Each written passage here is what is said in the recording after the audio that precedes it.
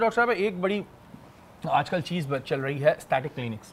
جب یہ شروع میں آئے تو بڑا ایک نئی سی چیز تھی لوگوں نے, لیکن اس کے بعد اب ہر گلی کونے پہ مجھے ایسے کلینک نظر آ رہے ہیں. جب شروع میں ہائیڈرا فیشل ایک چیز ہوتی تھی جو مشینوں کے ذریعے فیشل ہوتا تھا, وہ 7,000 8,000, کوئی بہت ڈسکاؤنٹ کر دیا تو 5,000, اب 2,000 میں بھی ہو رہے ہیں. تو کیا یہ بہت آسان ہے اسٹیٹک کلینک کھولنا, اس کو چلانا, یا بس اس کا بھی جو ہے کام خراب کرنے کا سوچ لیا لوگوں نے؟ دیکھیں ہوتا یہ ہے کہ جب 2017 میں جب میرا اپنا ایستھیٹک کلینک میں نے بنایا تھا تو کراچی میں گنتی کے ایستھیٹک کلینکس تھے, اور ایستھیٹک کلینک بنانا یا اس کو چلانا آسان کام نہیں ہے کیونکہ اس کی ایک ٹریننگ ہوتی ہے. کچھ عرصے تک وہ صرف کلینک چلتے رہے جو کہ ایک پریکٹس جو کر رہے تھے, کر رہے تھے کام, وہ ڈاکٹرز تھے یا ٹرین سرٹیفائڈ جو ہے ٹیکنیشینز تھے. بٹ اب وہ ڈاکٹرز کے ہاتھ سے نکل کے وہ بزنس مینس کے ہاتھ میں چلا گیا.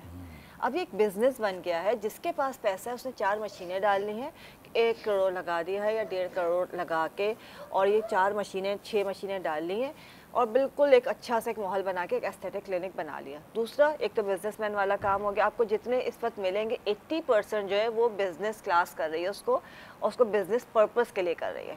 اس میں انہوں نے کسی کو بھی بٹھا دینا ہے, چاہے وہ ڈاکٹر ہے, سرٹیفائڈ ہے کہ نہیں ہے. دوسری چیز سلونز جو ہوتے ہیں ان کا ایک خاص طریقہ کار ہوتا ہے. مطلب اب بڑے اچھے سلونز بھی بن گئے, بٹ وہ ایزی لگا ان کو. ہائیڈرا فیشیل جو ہے, فیشیل کا نام آ گیا تو انہوں نے کہا یہ تو ہماری چیز ہے. وہ ایک چھوٹی سی مشین بھی ہے, ہینڈی بھی ہے, ڈفرینٹ ٹائپ کی مشینز ہیں, وہ اٹھا کے اپنے سلون میں رکھ لیے.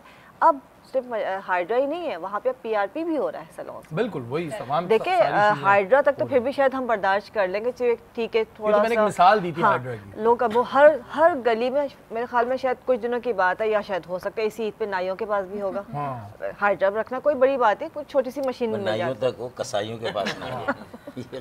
اچھا, پی آر پی جو ہے وہ بہت ٹیکنیکل چیز ہے. بلڈ ڈرا کرنا ہے, اس کی ایک ٹیوب آتی ہے, اس کو سینٹریفیوج کرنا ہے. صرف یہ نہیں کہ آپ نے ٹیوب میں بلڈ ڈالا اور اس کا اوپر سے پانی الگ ہوا ہے, پلازما الگ ہوا, وہ لگا دیا. لوگ یہ کر رہے ہیں, اور اس کے لیے وہ 500 بھی لے لیں گے تو بہت ہے. ان کو کچھ بھی نہیں کرنا پڑا, ایک ٹیسٹ ٹیوب میں انہوں نے بلڈ ڈالا ہے, اس کے بعد چھوڑ دیے, وہ الگ بیٹھ جائے گا بلڈ, اور وہ اوپر سے کہتے ہیں جی پلازما نکال دیا. ایسے لوگ جو ہے آپ کو پتہ ہے فیٹ گرافٹنگ بھی کر رہے ہیں اس وقت. Fat grafting it's totally different thing.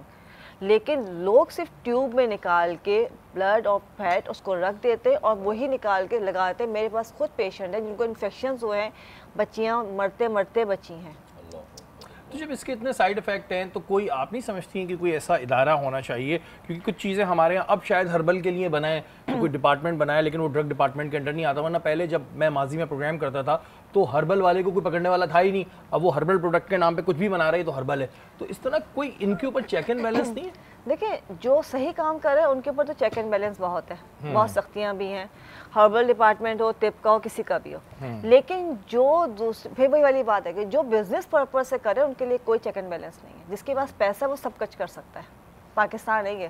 اور یہ چیز بڑی خطرناک ہے. سوال میں نے اس وقت ڈاکٹر صاحب نے پوچھا کہ ان کا ماشاءاللہ کلینک ہے, لیکن اب ہر جگہ ہمیں یہ چیز نظر آ رہی ہے.